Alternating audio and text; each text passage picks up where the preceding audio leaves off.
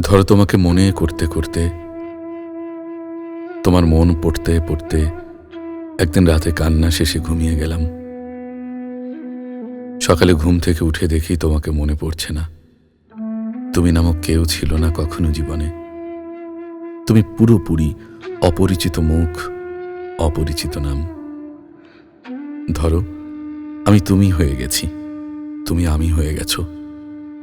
তুমি চিঠি লিখছো, আমি উত্তর দিচ্ছি না। ফোন করছো, ফোন ধরছি না। তখন তোমার কেমন লাগবে? কেমন লাগবে একবার ভাবো, কেমন লাগবে আমার স্মৃতির কবরে দাঁড়িয়ে। তারপর ধরো চিঠির উত্তর দিচ্ছি না, ফোন ধরছি না। তুমি শত শত মাইল দূর থেকে ছুটে এসেছো আমার খোঁজে, মুখোমুখি তুমি আমি। কিন্তু তোমাকে জানান দেওয়ার পর জানলে আমার অস্তিত্বে তুমি নামক কেউ নেই।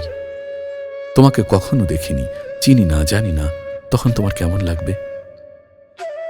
কেমন বোধ করবে পরিচিত তোমাকে? কেমন লাগবে অপরিচিত আমাকে?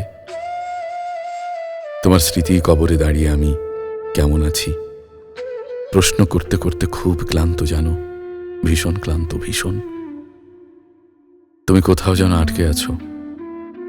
মাঝে মাঝে মনে হয় ভেঙে ফেলি, ভাঙতে চাই, কিন্তু ভাঙা যায় না। ছিঁড়ে ফেলার কায়দা নেই।